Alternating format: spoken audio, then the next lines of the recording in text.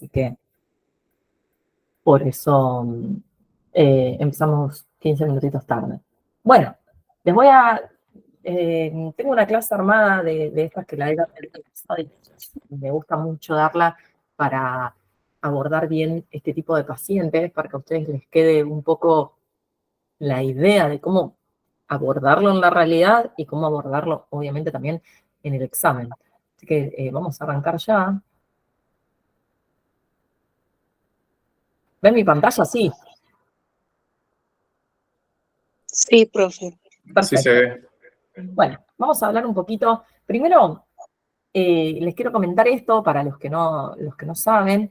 Cuando uno habla de clases de recomendaciones, ustedes van a empezar a leer, ahora que están en clínica médica, artículos, ¿sí? Van a leer artículos de sepsis, artículos de POC, y cuando empiecen la práctica final, es como el boom de los artículos, todos artículos. Entonces, van a empezar a ver que cuando ustedes leen tratamiento, hay diferentes tipos de tratamiento, y cada tratamiento tiene una clase de recomendación. Cuando uno habla de clase de recomendación, 1, 2 o 3, habla de diferente evidencia de esa recomendación. Cuando yo tengo, por ejemplo, digo, bueno, a este paciente hay que ponerle oxígeno, clase 1. Cuando entre paréntesis ustedes ven que es una evidencia clase 1, significa que hay un acuerdo general, ¿sí? Que es beneficioso, que no hay discusión y que está recomendado e indicado, que todos los estudios, todos los trials, hoy en día, en la actualidad, avalan el uso de este tratamiento. Cuando llego clase 1, ahora, cuando hay clase 2, es una evidencia conflictiva, ¿sí?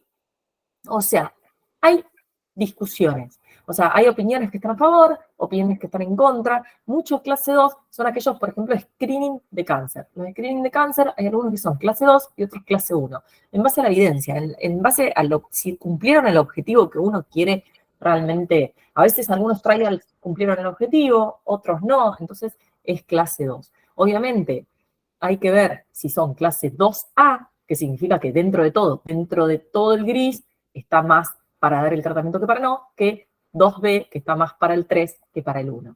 ¿Sí? Entonces, obviamente, nosotros consideramos el tratamiento si es clase 2, obviamente en base al contexto, al paciente, y obviamente la medicina no es 2 más 2, y el clase 3 habla de que no está recomendado, ¿sí? Que no es efectivo, que no es útil y que a veces darlo es, a veces hasta perjudicarlo, ¿sí? Esto para que lo sepan, para los que no sabían, clase 1, 2 y 3. Y el nivel de evidencia habla de esto, de como yo les digo, hay diferentes formas de estudiar un tratamiento. Cuando vos tenés estudios aleatorizados o metaanálisis, ¿qué son? El metaanálisis es un análisis de todos los estudios, diríamos. Cuando vos tenés que a vos te dicen, bueno, hay que dar la aspirina, evidencia 1A, o sea, clase 1A, ¿es qué significa? Clase 1 de que todos los trabajos dicen que hay que darle y que realmente tiene un beneficio, y la letra A significa que esto está estudiado con metaanálisis, o sea, indiscutible, está mejor estudiado imposible. La clase B ya cambia a estudios más chicos, ¿sí? Y la clase C significa que es de opinión de expertos. O sea, todos los años, por ejemplo, yo conozco mucho esto de cáncer, todos los años se juntan comités científicos, que son la gente con más experiencia o la que más estudia diferentes tipos de cáncer, y hacen mesas de expertos, presentan casos de real world, o sea, de la vida real, y en base a esos casos hacen opiniones, o sea, conductas. A este paciente le hacemos esto, eso es nivel C, porque no es que está evidenciado, sino que es bien de la práctica. Entonces, bueno, vamos a empezar con el caso clínico. El primer caso clínico se trata de un hombre de 68 años que consulta a la guardia por sus propios medios. Ya dijimos que ya que consulte con sus propios medios no nos habla de algo tan mal, pero nunca es así, y a veces vienen hecho mierda. Por aumento de una disnea habitual, clase funcional 3, no asociada a otros síntomas. Como medicación habitual refiere que toma bisoprolol 5 miligramos día, enalapril 10 miligramos día, rosuvastatina 20 miligramos día. O sea que está bloqueado, está tomando enalapril y está tomando rosuvastatina. Este paciente viene con una disnea, ¿sí? Él ya se ve que ya tiene una disnea habitual, pero ahora ya tiene una clase funcional 3. Lo revisamos y al examen físico tiene una tensión arterial de 150 a 100, una frecuencia cardíaca de 60 regular, o sea que está bien beta bloqueado, una frecuencia respiratoria de 24, satura 94% aire ambiente, con una ingurgitación yugular de 4/6, o sea que está un poquito alta, que colapsa parcialmente. Ruidos netos, silencios libres, tiene buena entrada bilateral de aire, tiene además en miembros inferiores dos cruces y restos sin anormalidades. O sea, paciente 68 años, hipertenso, dislipémico, beta bloqueado, que ya tiene una disnea habitual y que ahora viene porque se exacerba esta disnea. Está hipertenso, está bien beta bloqueado, satura 94, tiene ingurgitación yugular, tiene buena entrada de aire, pero tiene edemas en miembros inferiores, ¿sí? Ténganlo ahí al tintero, ¿sí? Ténganlo ahí en este caso, que voy por el 2. En cambio, Carlos, de 72 años, que también es hipertenso, en tratamiento con valsartán y amlodipina, es traído de urgencia, o sea, lo trae ya la ambulancia, ya me cambia bastante, a la guardia por un cuadro de disnea clase funcional 4. No tuvo fiebre, no tuvo tos, no tiene otros síntomas, mucha disnea, en reposo, ¿sí? Al ingreso tiene una tensión arterial de 220, 120, también está hipertenso, pero mucho más hipertenso, con una frecuencia cardíaca de 110, mucho más taquicárdico que Jorge, con una frecuencia respiratoria de 30, o sea que está taquipneico, satura mucho menos, 91%, y encima tiene una ingurgitación yugular de 5/6 sin colapso inspiratorio. Ruidos netos, silencios libres, el ritmo es regular y tiene rales crepitantes bivasales, también con edemas en miembro inferior Godet 2 Cruz. Son 2 casos clínicos, los 2 por disnea, los 2 en diferente contexto. Uno viene a la guardia, uno viene caminando, el otro viene en la ambulancia. Uno tiene 150-100, está bien beta bloqueado y está sintomático, y este tiene una disnea clase funcional 4, tiene 220-120 y está taquicárdico, ¿sí? Este tiene rales, el otro no tiene rales, ¿sí? Este paciente tiene una taquicardia sinusal en el electro y, como ven, un índice cardiotóracico aumentado con congestión pariliar. Bueno, a ver, mi pregunta es, ¿estamos frente a casos de insuficiencia cardíaca? ¿Los dos? Ahí discutimos entre todos. Yo no los veo. No, o sea, yo creería Profe, que perdón, me están escribiendo por el interno algunos compañeros que están esperando para entrar desde hace rato. Desde hace rato. Ahí aviso. Estamos aceptando a la gente que está entrando y incluso sigue entrando, así que mande de vuelta por las dudas. Y por favor, no me manden por privado que no pueden entrar, que acabo de tener 20 mensajes nuevos, que yo no soy la que acepto. Ya están aceptando, tranquilos, tranquilos. Controlen la ansiedad. La ansiedad. Bueno, bien, estamos frente a cuadros de insuficiencia cardíaca. A ver, paren, que voy. Creo que acá, como este es el lindo, puedo abrir encuesta. Yes.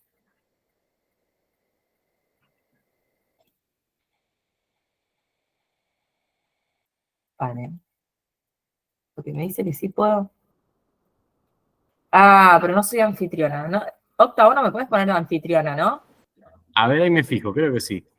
Avísame si pudiste y si no sigo. Porque así es más fácil poder interactuar. Bueno, entonces, estamos frente a una insuficiencia cardíaca. Los dos pacientes, ustedes pondrían como diagnóstico presuntivo insuficiencia cardíaca. Yo diría que sí, una de falla vascular y otra de falla miocárdica. Belén, fíjate que ahí deberías poner, o sea, Sí. ya está como anfitriona. Muy bien ese concepto de miocárdica y vascular. No está mal. Muy bien. Ojo porque yo siempre digo, la insuficiencia cardíaca puede venir de muchas maneras a la guardia. Puede venir hecho un globo de agua, ¿sí? Hecho un globo de agua. O sea, que lo único que, o sea, está disneico, edematizado, con ingurgitación yugular, un poco hipertenso. Y también puede venir sin nada, o sea, solo con disnea, síncope, insuficiencia, y encima con edema agudo de pulmón, ¿sí? Entonces, siempre es importantísimo diferenciar eso, Todos son insuficiencias cardíacas, pero las voy a tratar diferente, a uno lo voy a meter en el shock room, al otro no lo voy a meter en el shock room, a uno lo voy a internar, al otro capaz que le acomodo un poco la medicación y con eso puedo mandarlo de alta, ¿sí? Siempre todas las insuficiencias cardíacas, independientemente de cómo sean o cómo se presenten, están desencadenadas por algo, ¿sí? O porque el paciente dejó el tratamiento, o porque tiene una virosis y eso necesita más trabajo vascular y entonces ante un episodio febril pedorro ya se te descompensan porque se le desencadena una arritmia. Siempre fíjense qué desencadenante pudo haber tenido ese paciente, ¿sí? Si abandonan el Profe, sí, disculpa, yo recién entré, pero ¿cuál estás hablando? ¿Del paciente de 85 años los con dos. disnea súbita? Ah, porque presenté dos casos.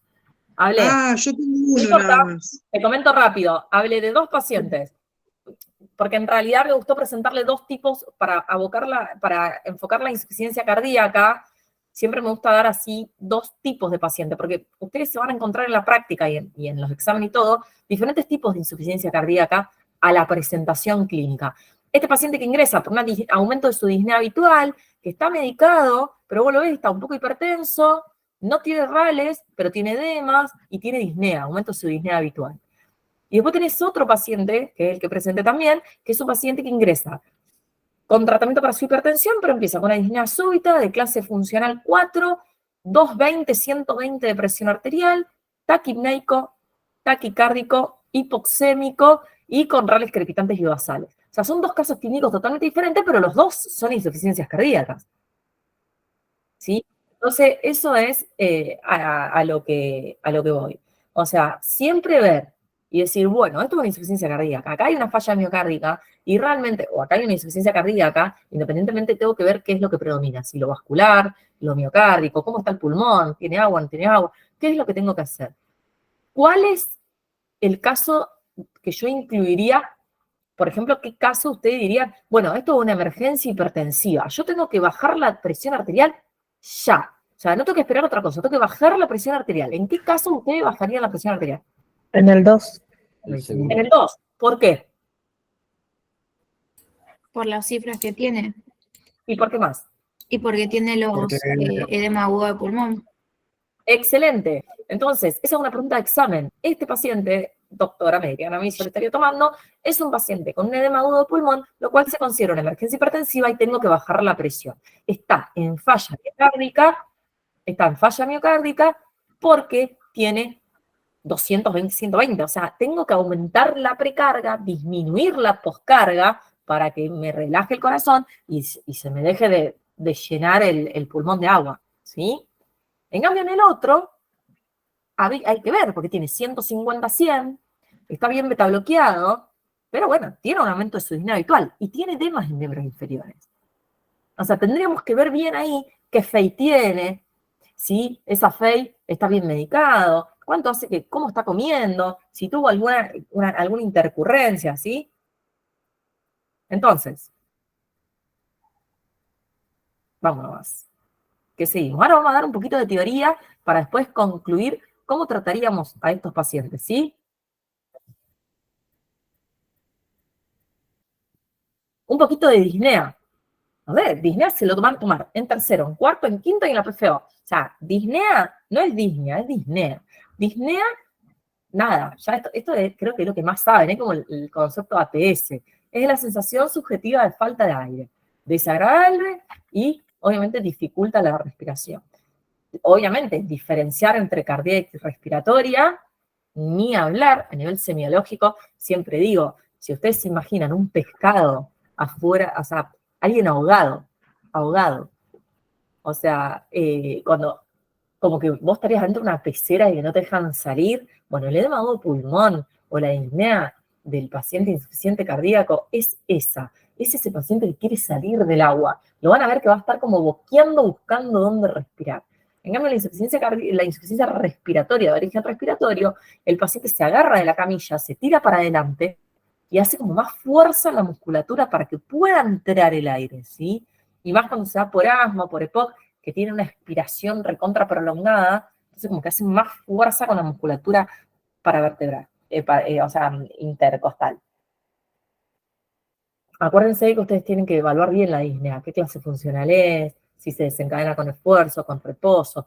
Es importante saber si el paciente está con ortopnea o no. Eso habla mucho de qué capacidad cardíaca tiene, o dónde estamos parados, cuánto agua está teniendo, ¿sí?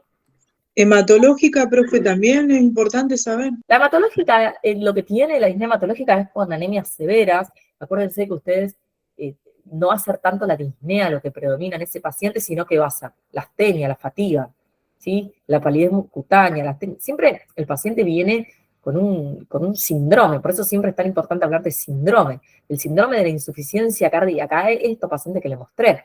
Son pacientes que vienen con edema en miembros inferiores, con ingurgitación yugular, con rales crepitantes o no, o sea, vienen con un síndrome de insuficiencia cardíaca. En cambio, el que viene por una disnea hematológica viene con un síndrome anémico. Por eso es tan importante saber los síndromes, porque vos vas viendo ahí, nosotros la disnea es algo recontra, es un signo, en realidad es un síntoma que puede estar acompañado de diferentes signos y ahí lo metes en algún síndrome.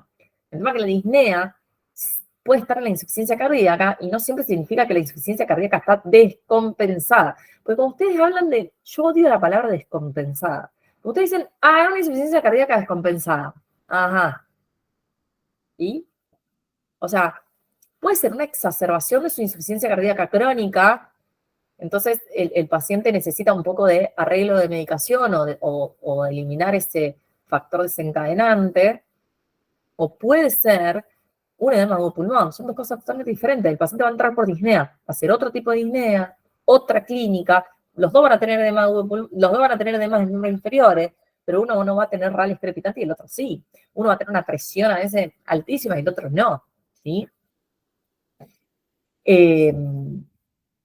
Fíjense que siempre yo, caracterizar la disnea según grados es importantísimo. Cuando ustedes lo escriben en la historia clínica, es fundamental que me pongan el grado, así con números romanos, grado 1, 2, 3, 4, dependiendo del grado de esa disnea. No me voy a poner los grados de la disnea, porque realmente... Discúlpeme que la moleste de nuevo, pero Sí. le quiero preguntar, ¿los rales crepitantes se ven en la neumonía, en el edema agudo de pulmón también? Claro. Bárbaro. Acordate, los rales crepitantes significan, yo siempre digo, el ral crepitante es una muestra del cuerpo, el cuerpo te está diciendo que el alvéolo está ocupado. Sí, con exudado.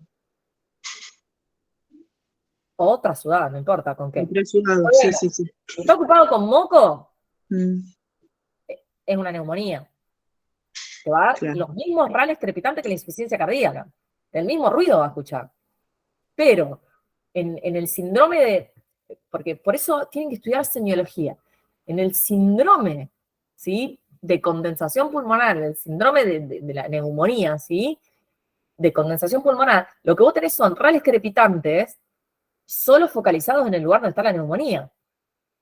Hay moco ocupado ahí. Ahora, vos tenés un politrauma y tenés una hemorragia alveolar por una hemorragia, por una fiebre hemorrágica argentina, tenés una hemorragia alveolar por una leptospirosis, qué sé yo, y tenés hematíes adentro de los alvéolos, también te va a agarrar el crepitante, porque es la ocupación dentro del alvéolo. Después lo vas a encasillar en el síndrome, la neumonía te va a dar fiebre, rales crepitantes localizados y de insuficiencia cardíaca, ¿qué te va a dar? Rales crepitantes bibasales, disnea con ortopnea, ingurgitación yugular y edema en miembro inferior. Pero el RAL es lo mismo, el signo a la auscultación es el mismo. Nada más que uno va a ser bilateral, basal, y el otro va a ser focalizado, el de la neumonía. ¿Se entiende? Pero es el mismo. Sí, profe, gracias. Bien. Acá les dejo este cuadro que lo hice yo y siempre lo pongo en todas mis clases de disnea, la diferencia entre origen cardíaco y origen respiratorio. La diferencia que hay cuando vos tenés un paciente que tiene, por ejemplo, como nuestro paciente, la disnea cardíaca, que está acompañada de síntomas como edemas en miembros inferiores, puede llegar a tener o no dolor torácico. Siempre es importante preguntarle, el paciente que viene con edema agudo de pulmón o el paciente que viene con un aumento de su disnea habitual, una de las principales causas que hay que descartar es la cardiopatía isquémica.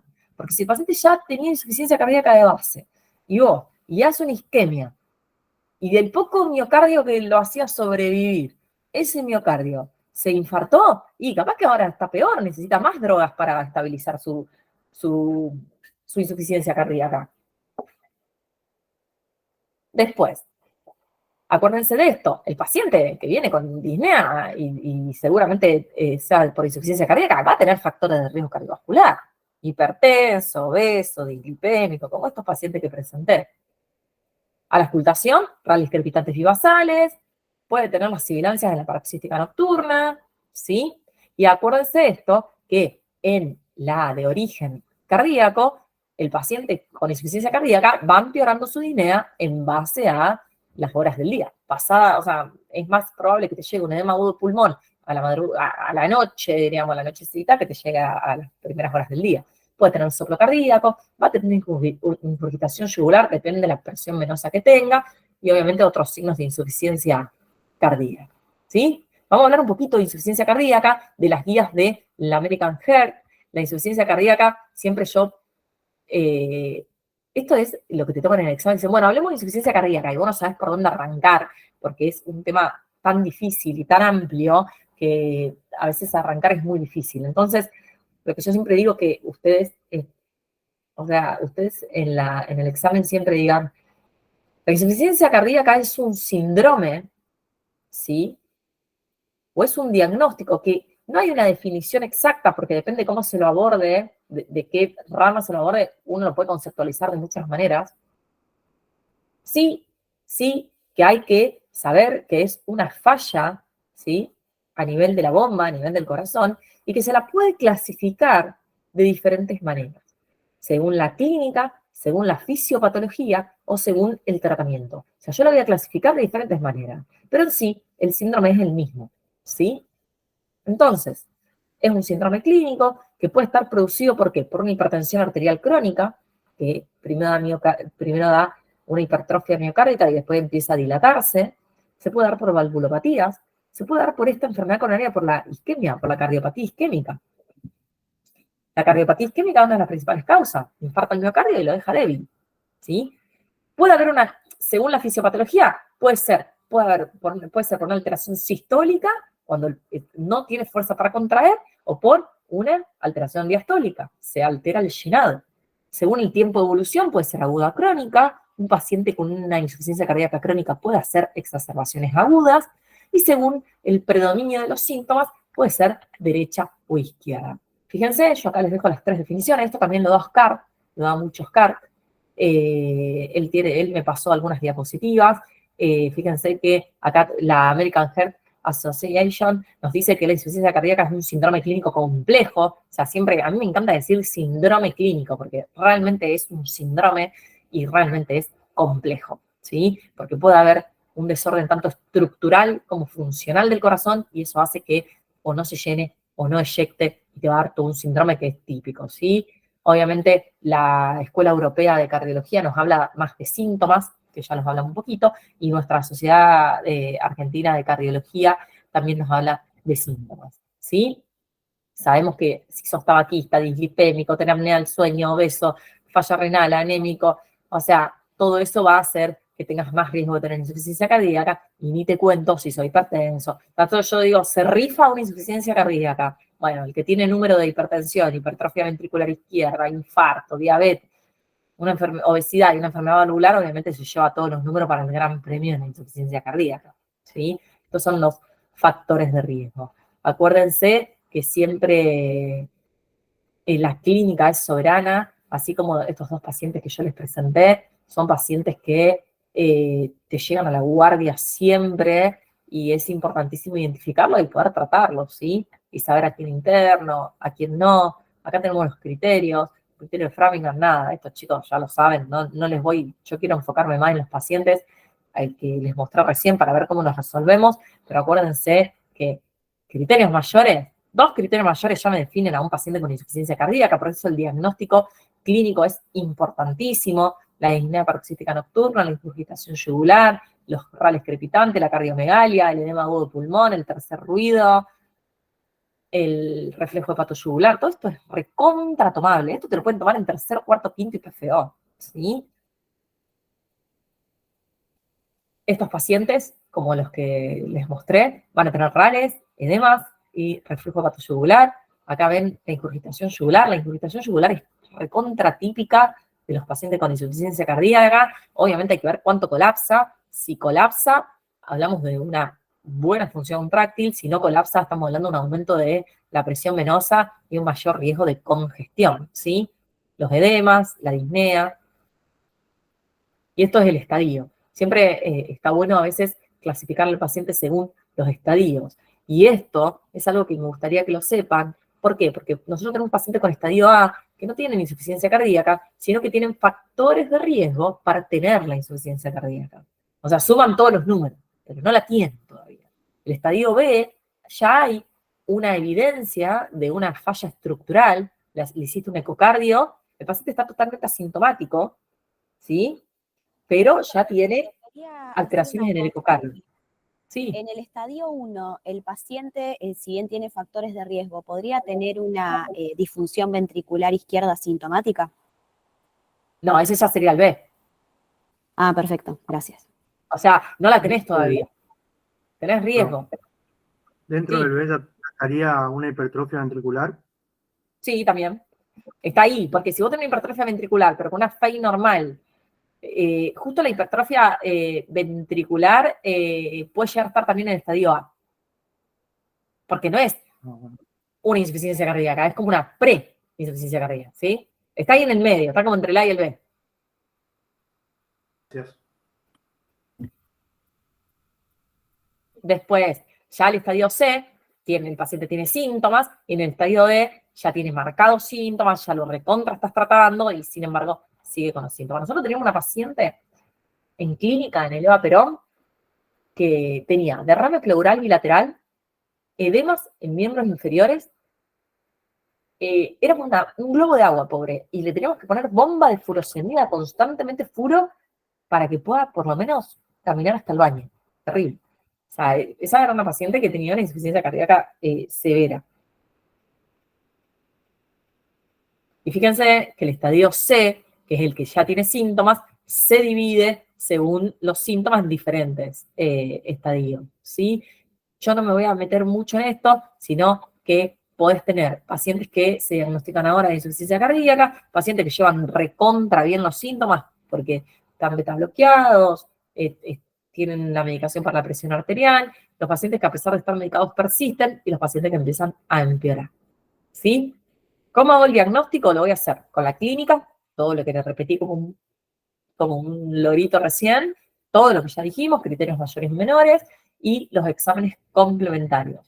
Acuérdense que los exámenes complementarios vamos a tener el laboratorio, que le puedo pedir un péptido natriurético, que se eleva mucho en aquellos casos de insuficiencia cardíaca, por una cuestión de que el sistema renina-angiotensina-aldosterona está recontraactivado, y obviamente un ecocardiograma, donde te mida las cavidades, donde te mida la fracción de eyección, ¿sí? Y dependiendo de la fracción de eyección, la voy a clasificar según la severidad, ¿sí?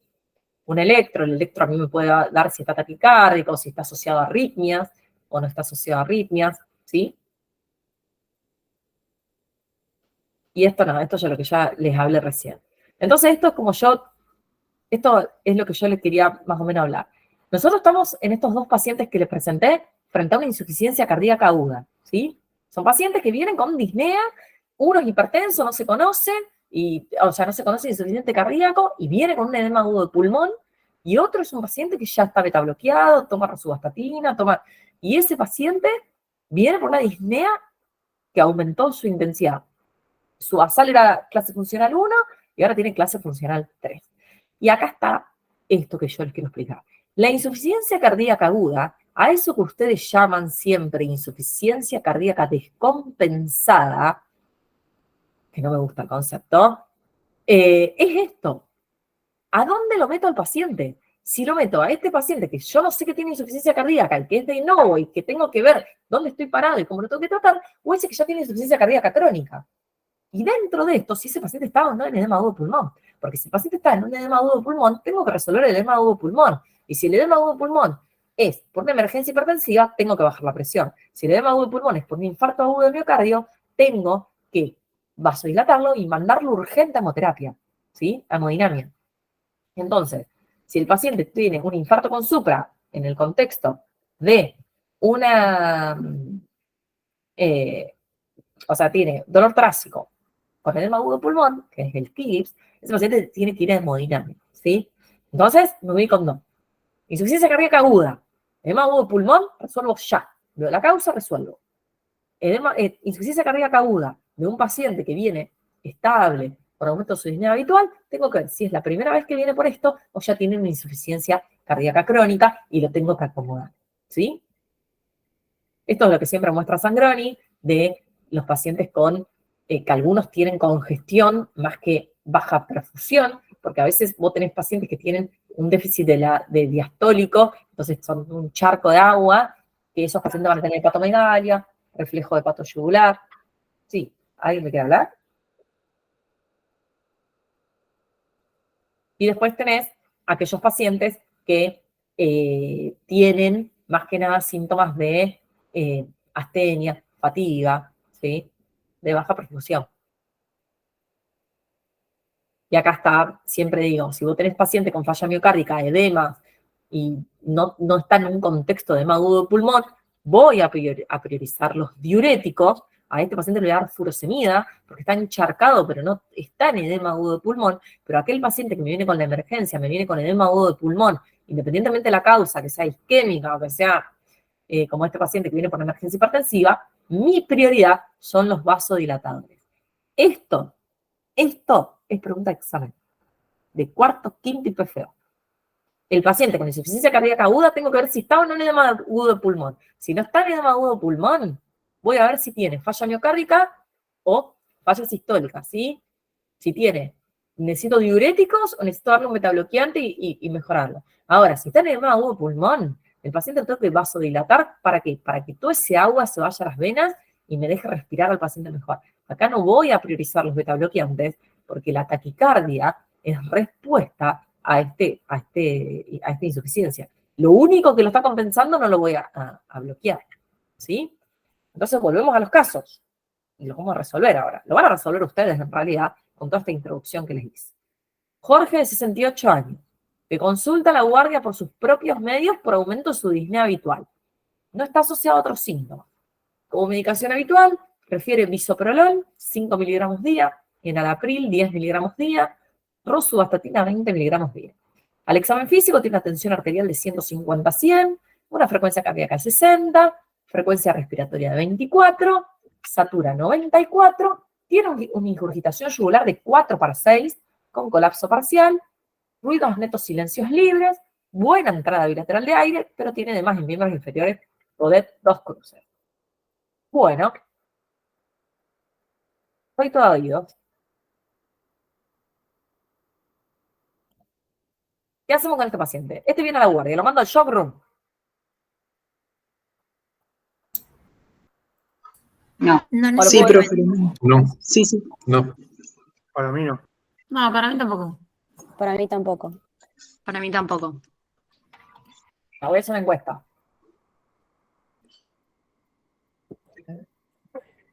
Variante de lujo.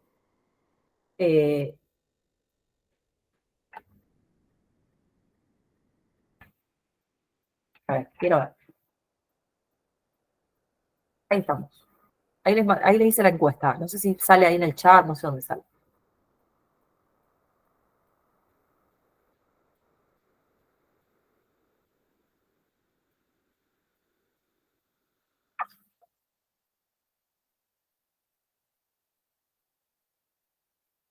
Quiero ver cuántos somos.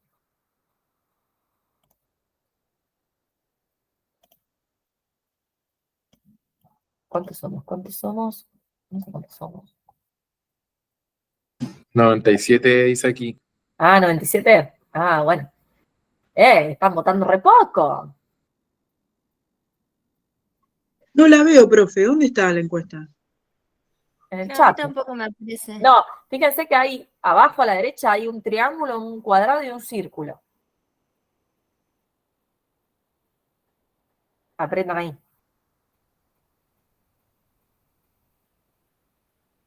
Bueno, muy bien.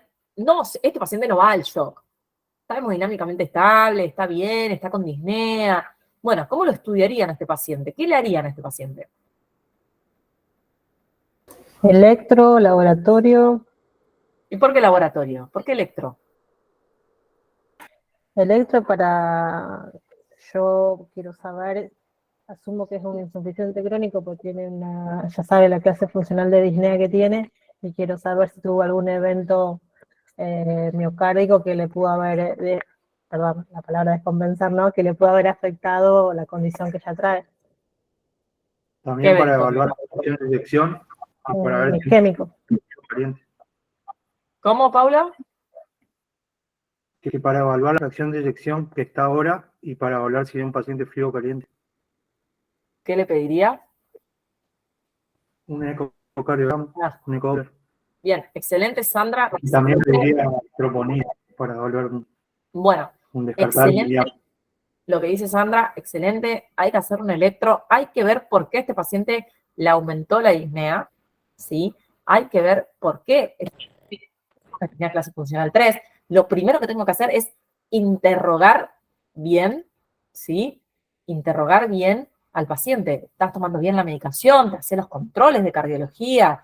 ¿Cómo estás comiendo? ¿Estás comiendo bien? ¿Te comiste ayer un asadito con 3 kilos de sal? O sea, todo eso hay que preguntárselo, porque a veces eso. Una vez que yo ya lo interrogué bien, el electro acá no puede faltar. Le tengo que hacer un electro para ver que esté bien beta bloqueado, ya tiene 60 de frecuencia cardíaca, seguramente está bien beta bloqueado, entonces le pediría un electro, sí, para ver esto, que no tenga un supra, que no tenga T negativa, que no tenga signos de isquemia, que hagan que yo me lo tengo que derivar hemodinamia, porque es un paciente con insuficiencia cardíaca. Y obviamente el ecocardio nos sirve. A veces por guardia es muy difícil de pedirlo, pero nos orientaría un poco para ver esto. ¿Qué clase funcional tiene? Si empezó a empeorar su clase funcional o no. Obviamente nos habla, el ecocardio es ideal, pero bueno, a veces no tenemos la disponibilidad, pero está bueno que lo sepamos. Y el laboratorio... Una consulta. Sí. Por más de que el paciente no tenga síntomas respiratorios, no tenga la presencia de RALes, ¿se podría solicitar de todas maneras una radiografía? No está mal que la solicites. A veces nosotros la solicitamos. Yo no la solicito en este caso porque no tiene fiebre, no tiene nada como para pensar que esté complicado con una infección. Y ya sé que es insuficiente cardíaco y está tratado, yo no la pido. Porque ¿qué vas a ver? Un índice cardiotorácico aumentado. ¿Te cambia el tratamiento de algo? No. Vas a ver congestión pulmonar, ponele. Pero la clínica del edema agudo de pulmón no la tiene. Claro. O sea, O sea no que te sería cambia. innecesario. No te cambia. No te cambia. Capaz que en un examen si lo decís no te van a decir que está mal. Pero no te cambia. Ustedes cuando me crucen a mí en la guardia van a ver que yo los reto mucho, pero los reto con mucho amor también. Porque ustedes me piden todo a los pacientes. Digo, razonen. Si ya sabemos que hay insuficiente cardíaco, ¿qué me va a cambiar una placa? O, por ejemplo, me piden laboratorio por pedir. No, de rutina. Pero esto no es una rutina, esto es una guardia. O sea, la rutina a la rutina, diríamos. Entonces, este paciente consulta por esa disnea. Está perfecto, hay que descartar todas las causas. Hagamos un buen interrogatorio, volvámonos intensos con el interrogatorio, ya que a ustedes les encanta interrogar. Un minuto a veces están con el paciente, los mataría. O sea, lo interrogan bien al paciente, ¿eh? Se fijan si hace los controles, si no hace los controles, cuándo fue el último ecocardio, si tuvo síntomas o signos de infección. O sea, de interrogar bien esa disnea. Porque yo no le estoy dando datos a ustedes de eso. Y después de eso, bueno, el electro, perfecto. ¿El electro qué veo? Si tiene un ritmo regular, irregular, cuál es la frecuencia cardíaca, si tiene signos de isquemia, signos de sobrecarga, ¿sí? Porque a veces tiene T negativa en ABL, nada más. Y eso es signo de sobrecarga. Hay que bajarle la sobrecarga. Y como bien sabemos, es una sobrecarga que está dada, más que nada, por una falla miocárdica. Entonces, ¿qué le voy a dar a este paciente?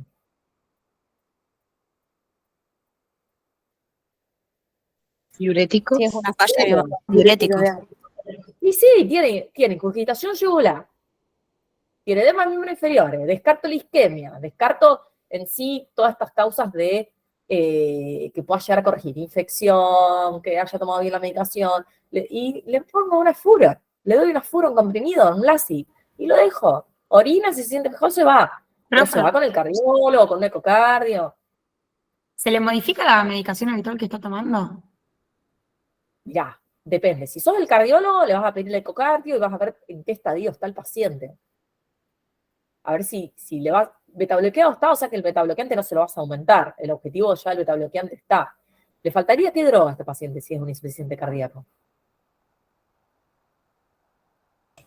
Un IECA. Ya lo tiene, le van a pedir. Un diurético. Falta un diurético. ¿Cuál? Espironolactona. Claro, le estaría faltando el espiro. Entonces habría que hacerle un laboratorio con potasio y todo, y si está bien, le agregaríamos el espiro. ¿Sí? La furo la guardamos para cuando sea más charquito de agua. No está tan charquito de agua. Capaz que sí, con espiro me animo a mandarlo. Con un cardiólogo que después lo vea. ¿Sí? ¿Se entendió? Tengo una pregunta, ya que estamos hablando de este tema. Sí. Un paciente que tiene una insuficiencia cardíaca con una FEI mayor a 50, ¿se trata? Porque en las nuevas guías que estuve leyendo dicen como que no hay que tratar al paciente, farmacológicamente hablando, pero no sé. En realidad, farmacológicamente hablando, o sea, tenés que ver si el paciente es un hipertenso crónico, tenés que tratar los factores de riesgo, no tenés que tratar la insuficiencia cardíaca en sí. O sea, no le das la espironolactona ni el betabloqueante. Pero ese paciente, si es hipertenso, le tenés que tratar con IECA, porque por algo tiene esa insuficiencia cardíaca.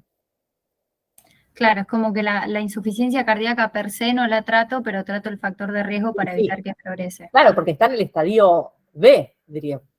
Claro, y cuando está entre 40 y 50, es la sintomatología lo que te va a dar. Porque ya entre 40 y 50 algo de síntoma va a tener, y ahí ya le tenés que agregar la espiro y el betabloqueante a dosis baja. Ok. O sea, vos siempre pensalo así. Fíjate en qué estadio lo vas a ubicar. Y en base a eso, porque ya con una FEI, porque no es tan por número, es más la clínica lo que te define mucho. Bárbaro. Profe, yo le quería hacer una consulta. Entonces, en este paciente viene, por ejemplo, a un centro de salud en donde no tenemos, digamos, todos los estudios para poder hacerle. El primer estudio entonces que se le hace es el electrocardiograma. Sí. Perfecto, gracias. Obvio. Profe, Sí. el espectro natriurético sirve para el paciente que no conocemos que es todavía cardíaco. No, a veces vienen pacientes que ya conocemos que son insuficientes cardíacos y vienen con aumento de la disnea habitual y a veces no sabemos si, porque están taquicárdica, no sabemos si es un TEP o si tiene una infección y a veces le pedimos el péptido natriurético porque si está muy aumentado nos habla más de una insuficiencia cardíaca que de otra causa. Ah, gracias. Tengo una Cuando te consulta deja duda, el natriurético te zafa. con respecto a la espironolactona, porque había leído que tiene hasta el filtrado glomerular de 30, ¿no? ¿Se puede dar o cómo es? ¿Puedo explicar eso aparte? Sí, el tema es que filtrar, o sea, con buena función renal tenés que darla. Por eso siempre es importante antes de la espironolactona pedirle un laboratorio. Porque lo que hace es, con falla renal te da mucha hiperpotasemia y podés tener trastorno electrolítico. Pero si el paciente tiene buena función renal, no tendría por qué tener falla renal. Si no, le va a tener que dar furo.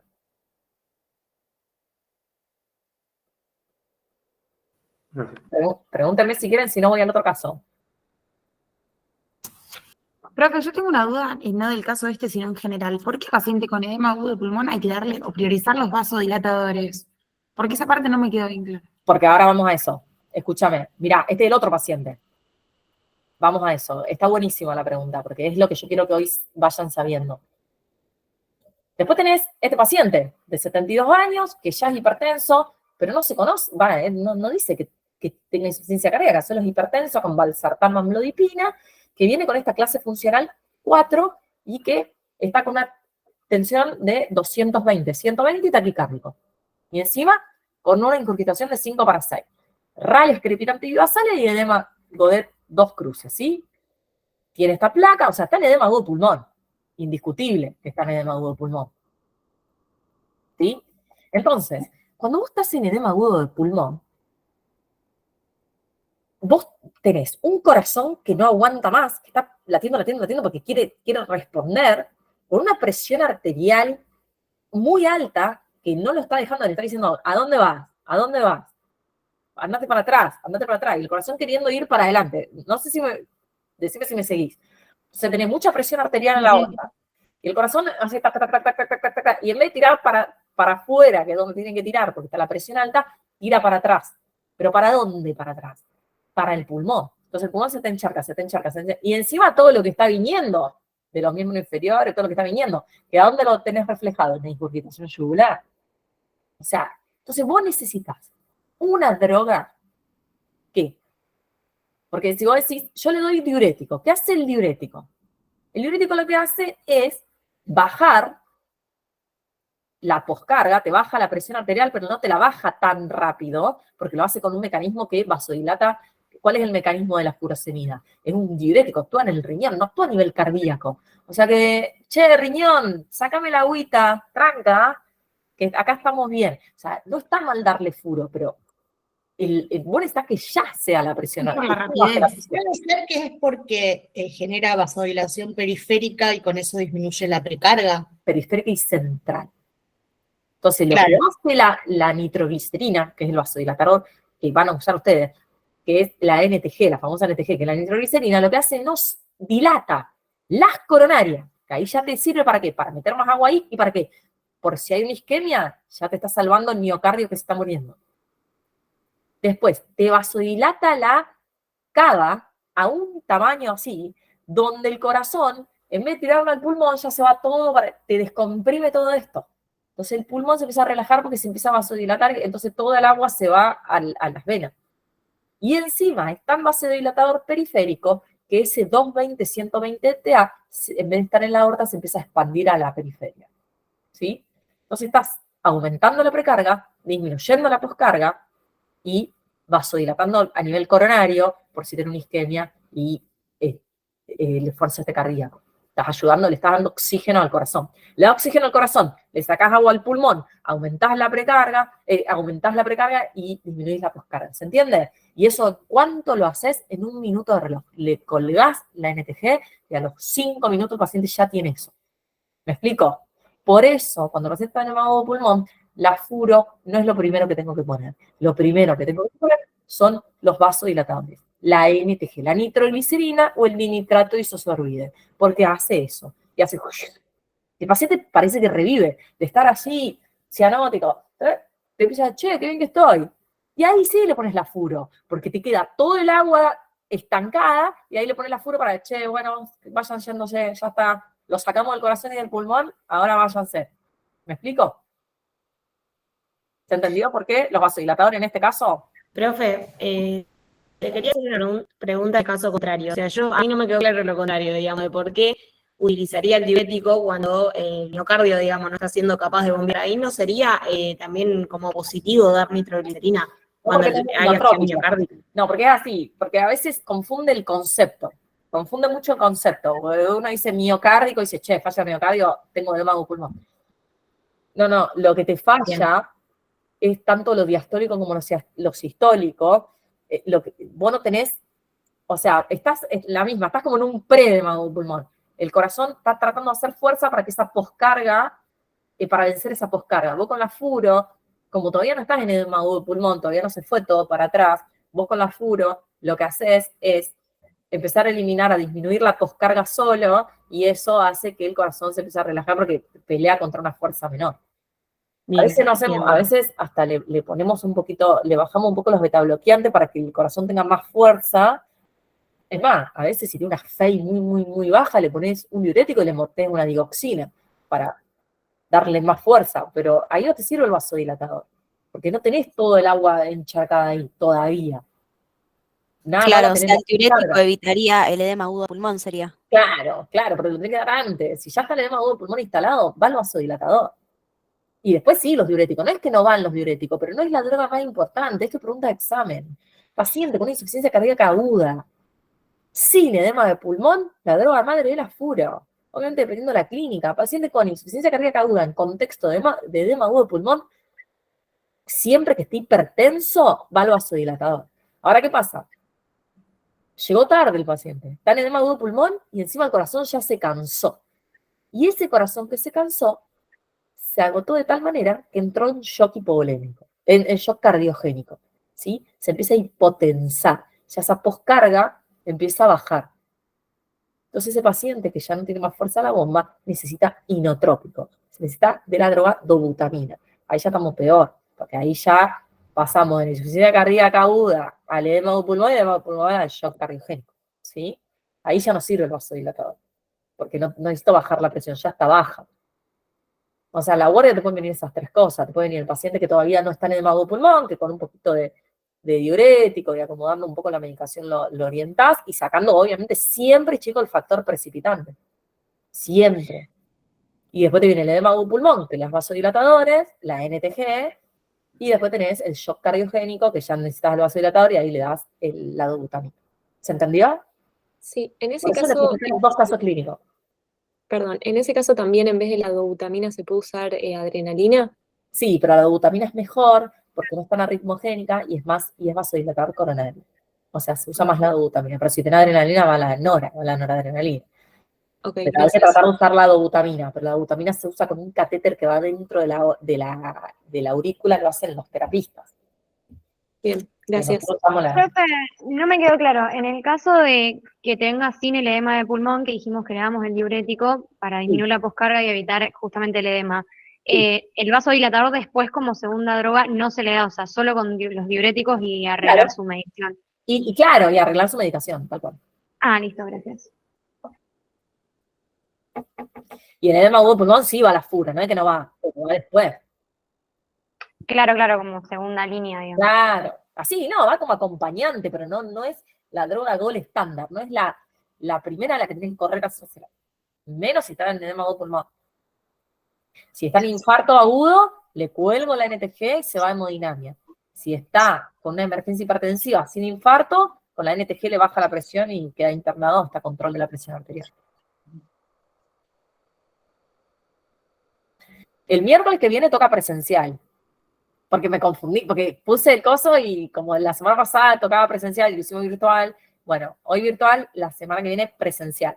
¿Sí? Si mañana tengo algo interesante en la guardia, se los mando. El otro día no hubo nada interesante. Así que los dejo porque me tengo que ir. ¿Sirvió? Esta es la idea. Sí, profe. Que usen la cabeza, no tanto el estudio teórico, sino que usen la cabeza. Gracias, profe. Gracias, profe. Gracias, profe. Gracias. Gracias. Muchas gracias, profe.